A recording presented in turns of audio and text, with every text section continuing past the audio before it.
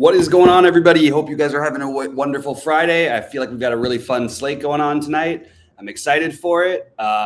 Hopefully everybody's doing well in golf. I entered one lineup. It's doing pretty well, but it doesn't really have any serious financial gaining. I didn't really play much golf this week, and I am ready for Friday, which means I'm going to open my little kombucha, and we are going to talk about the slate for 20 minutes, maybe even give or take a little bit of time there, because the only game with real weather concerns that actually affects me is a little bit the Boston Tampa, but I think it should be okay. So I'm not terribly worried. I do want to say hello to everybody, and Adam Perry's back in the house. Let's go, buddy. Let's go. All right, my man Adam Perry's back. It's always good to see Adam. We haven't seen him in a while, and he is a very, very sharp DFS player. I know he doesn't do as much with baseball or dropped out of it for a little bit, but NFL's coming up. We've got a big baseball slate tonight. Time to build the bankroll for the big NFL. Missed hanging out with you too, buddy.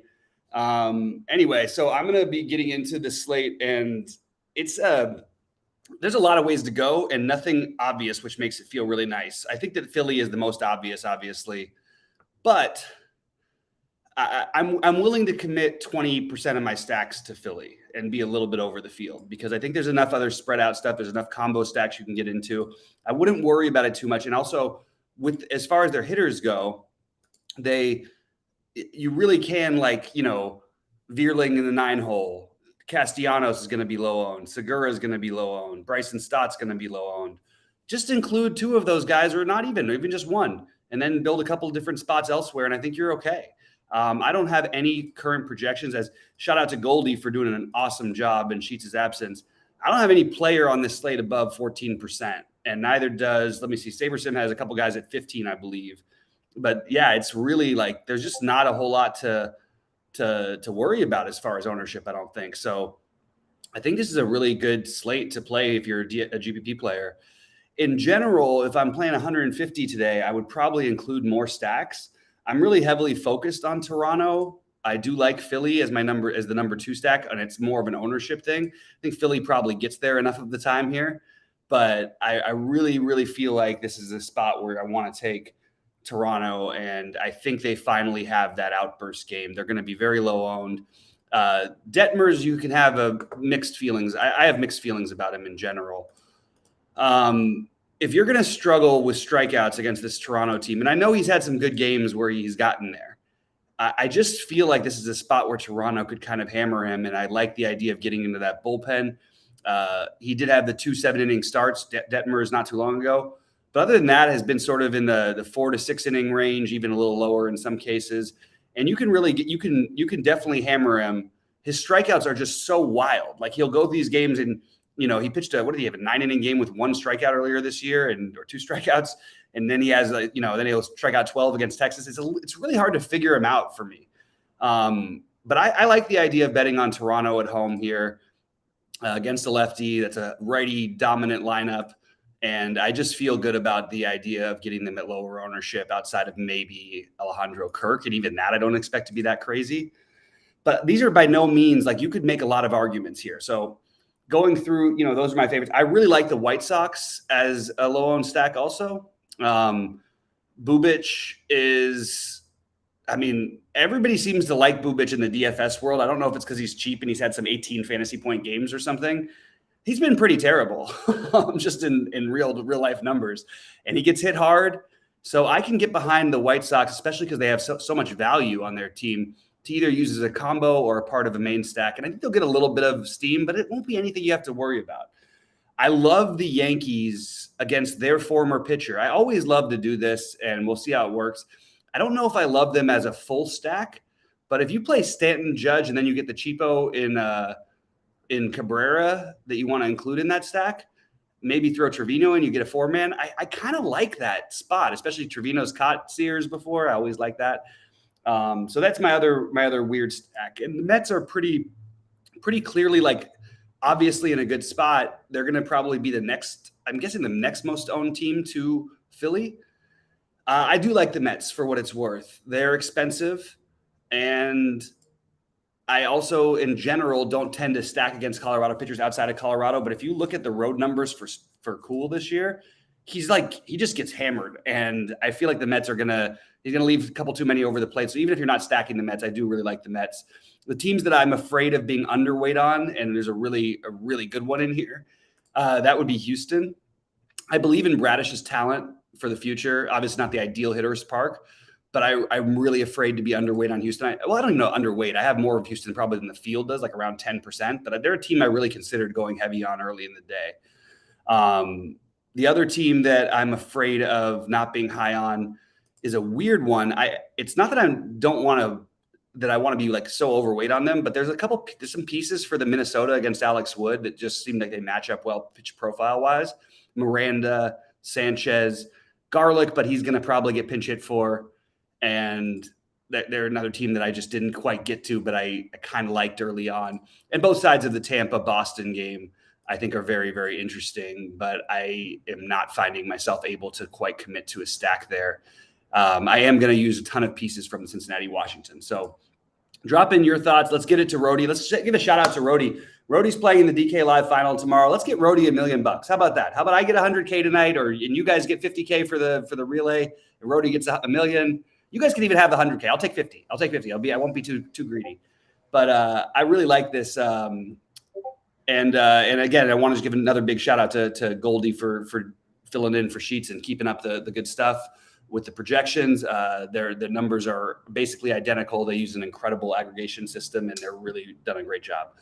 And Rody, I really want you to take this one down, buddy. This is the one. I feel like Rody keeps playing for $1 million, and it's going to happen. We know it's going to happen. We just don't know when. Maybe this is the one. I've got a good feeling about this one for Rody. So I hope he does his thing and gets a little bit off the board. I don't know who's on the slate that he's going to be chasing, but I would hope that it's the Dodgers or something, because Rody seems to have good luck with them. So they're in Boston, I believe. So anyway, getting into pitching, it's a pretty heavy shift. If you're not playing Garrett Cole, you're just playing game theory, which is totally fine in baseball. The matchup is perfect. Garrett Cole, even when the funny part is he's had a really down year by his standards, and he still is one of the leaders in fantasy points per game because he can give up 3 or 4 runs and get you those 10. When he gets into trouble, he ends up striking out more guys. So I really like the idea of just being overweight on Cole. I know he's going to be popular, but I think that's just the right thing to do. And on FanDuel, the only other guy I'm playing other than Cole is Bieber. I understand some love for Freddie Peralta, and it's going to be kind of spread out. It's so hard for me with Chris Bassett. I like him. He's got a long leash. He's a good pitcher. Just really weird to think that we're playing Chris Bassett at these prices when we've got Strider, who's the best strikeout pitcher on the slate, just beneath him. So I've put my lineups together with Strider and Bassett because I feel like they're in a similar boat. I do prefer Bieber as my SP2 to Cole, number one. And I also am going to be basically non-existent on McCullers. I think that's actually a spot where I would consider like 150 lineups. 5 of them would be Baltimore stacks today. Baltimore wins more slates than anybody in August anyways, it seems like. So why not? My spend downs for pitching are Cavalli, and I really like Justin Steele. I'm not exactly sure what's happening with the ownership on Justin Steele. There is a tremendous, the guy's got a 6.5K prop today against a pretty weak-looking lineup, against a team that strikes out. Now, of course, Milwaukee's got a few scary bats, and it's a decent hitter's park, more for lefties than for righties, though. I can't get over this where I'm going to have Justin Steele in one of my 2 big buy-ins on DK, and I'm probably going to have Cavalli in one of my 2 big buy-ins, and the other 2 I have are Bieber and Cole, so I'm kind of giving it away. That's what I'm doing. A lot of my builds look similar to what they did when I posted them on the site earlier, those early builds.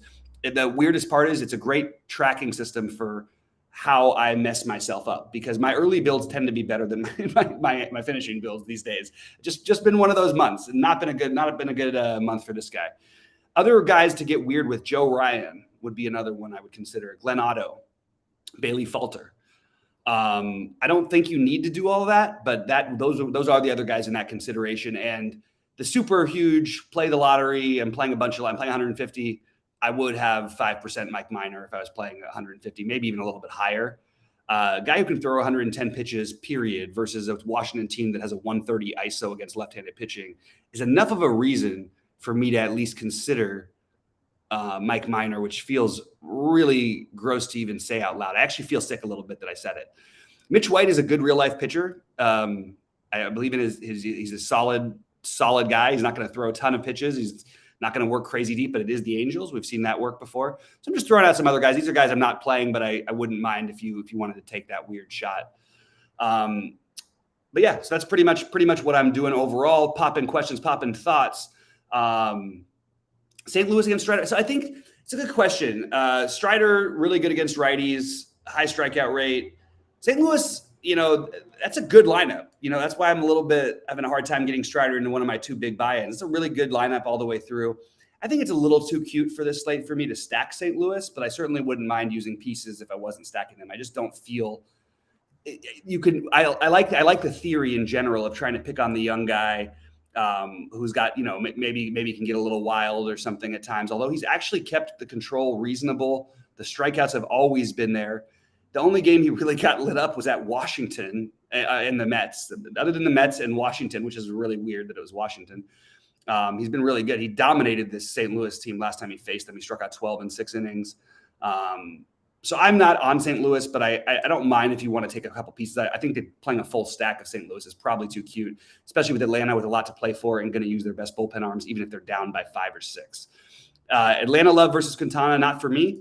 I've mentioned this a number of times about Quintana. He's not a guy I like playing, and he's not a guy I like stacking against. Atlanta always can go off. We know that about them. But to try to pick on a guy who just doesn't give up home runs is really weird. Like, he's only given up home runs in 5 of his 18 starts this year, which doesn't sound like, okay, that's just not enough. He had a 2 home run game where the Giants got him, and Atlanta actually got him for 3 home runs in 5 innings. So if you want to do it, sure. It just feels like, what are we trying to do on this slate? Maybe we should find better spots than taking a real good life pitcher and trying to stack against them just because we have a good offense. That we could just decide to do that with about 10 different teams tonight. So it just feels like a too cute of a play for me personally. All right, let's see what else we got here in the chat. Looks like mostly Rody talking about the trip. And again, I'm calling it right now. My man Rody's going to win the million. So everything else is gravy. We want to see our true DFS guy win the full million. I almost did it with the golf earlier this year. Sheets ended up coming in second in that one. So we both almost got the million. Maybe Rody becomes the first true DFSer as a true DFSer to win the million. Quintana never really, I just think he's just always been who he is, and he just doesn't have as good of stuff as he used to. He's just a good pitcher, just a solid, slightly above average major league pitcher. That's who he is. I also, in general, don't like to play Atlanta on the road because I think their stadium is an incredible hitter's park that gets overlooked a lot of the time. And they're just much, much better at home in general than they are on the road per inning, per scoring, for home runs, all that stuff. And by the way, I'm not trying to talk about playing Quintana. I'm just telling you why I don't want to play Atlanta. But again, if you're going to tell me you want to play one of Acuna, Riley, or Swanson, how can I argue with that? You know what I mean? Like, I'd have to be a lunatic to argue with it, with playing those guys. They're monsters. They can all have a big game against anybody. So it's just the other plays that I enjoy better. Oh, that's brutal. I know that was a brutal trade. That was really, really a bad one. I hear you there though on that one. That's pretty rough. Season Eloy Jimenez, I think you'd probably rather have at this point rather than Jose Quintana. It's really, really, really big. Anyway, guys, I'm still here to answer questions, talk about what I'm doing. I'll go through my positions real quick. At catcher, I'm using a lot of Keibert Ruiz, a lot of Kirk, and some Gary Sanchez and Real Muto. First base, Hoskins, Guerrero, Alonso, Abreu are my favorites. Second base, using Segura in my Philly stacks, Merrifield in my Toronto stacks, and then my spend downs are going to be Massey and Gonzalez at 2K minimum. I don't like the position very much. It's either like all the way up for Altuve, stacks Massey or Gonzalez. That's what it is for me. Third base, Chapman in your Toronto stacks, Baum in your Philly stacks, Batty in your Met stacks, and as a one-off on DraftKings, I don't really have one that I'm that addicted to. So I think Josh Donaldson on FanDuel is really, really reasonable. And you could argue for DraftKings too, but he's 2.6 over there. Nobody I feel like I need to play. Machado's really expensive, but I do like him a little bit as well. The outfield, again, Judge and Stanton, I'm going to have paired together in a number of lineups, assuming that they actually are both in the starting lineup, which we don't have yet. You'd think they would be because the Yankees kind of been just hanging on for dear life in the second half of the season until last night. They kind of exploded. But I really do like some of these cheap options, Lane Thomas, Jake Fraley being my favorite of the cheapos. Then I do like Nimmo, Naquin, and Marte. I like Eloy, Vaughn, and Pollock, whether in stacks or not. And obviously Bryce Harper, Kyle Schwarber, very, very strong place. Strider, Peralta for single entry. I think it's okay. I mean, the only thing you have to ask yourself about the Strider thing is that 1,200 discount from Garrett Cole enough? Maybe it is. Maybe it's enough to get you there. I like the idea of those two together, but I don't know, for single entries, I think it's fine. I'm not personally doing that. I'm a little bit lower on Peralta than the field is today, but I do have some of him. And I like Strider and I like Bassett, but I'm sort of keeping them in like one lineup kind of things. I'm not really like trying to target them. I'm going more for the Cole, Bieber, and it makes me a little nervous because I do like Seattle's offense, but I think Bieber is just a very underrated pitcher with incredible strikeout stuff and is very, very, just very underrated overall. And I think there's enough strikeouts in there for him to really get it going and have a big game here. And he's looked better to me the last few starts. So that's why I'm not quite as high on those two guys. But I think it's fine. Absolutely, that's a legitimate single entry starting two pitchers. It's just not what I'm doing. All right, let's see what else we got here. Looks like the questions are drying up. The thoughts are drying up. We'll have sheets back next week. We'll have football back really soon. It's going to be really, really fun. By the way, what the hell? Like, I'm actually, as a Laker fan, I'm okay with it. Probably means Westbrook's gone, which I know everybody else thinks is a great thing. I actually like Westbrook, and I think that was he just became the scapegoat for absolutely, like, it was just going to happen if they didn't win. And the fact that LeBron and AD barely played, like, it's so weird. But what the hell are they like? Taylor Horton-Tucker, they could have gotten some real pieces over the last couple of years for this guy. And now it becomes for Pat Beverly. It's just a really weird thing, even though I'm actually happy to have Pat Beverly. Very strange. So I think that Strider brings the upside, and I think Bieber has the upside too, but they're both in tough matchups. You know, those are not easy teams they're playing. I think that the odds are really close between Peralta and Bieber. I don't think it's a massive difference. Bieber's a better pitcher, better strikeout stuff. Pretty much a guarantee to throw 90 plus pitches. Take a miracle for him not to, like getting lit up. Playing a team out of division so they don't face him as often. Everything is sort of leading me towards Bieber in general, but I do completely have no problem if you want to go the Peralta route. He has not been good for what it's worth. And I think he had the one incredible game against Atlanta in, what was that, May? And then in his 4 starts since coming back, not any of them would you take in any of these situations, including against these Cubs the other day. Whereas Bieber is still a legitimate ace, former Cy Young winner, has had some tough matchups lately and still came out of it okay. He's going to pitch deep into the game, 90 pitches automatically, basically. I feel a little better about Bieber than Peralta, but I totally understand the Peralta argument. Who's the number one NFL player you're not leaving a draft with? I don't know what that means. So the number one player that I won't draft? I got to rephrase that one because I'm open to answering it. I just don't understand it quite. Number one NFL player. Who's one NFL player you're not leaving a draft with? Not leaving a draft with? I won't leave a draft with, I don't know, Trubisky. I don't know. Even that's probably not the worst thing in the world. Oh, favorite to draft. Okay.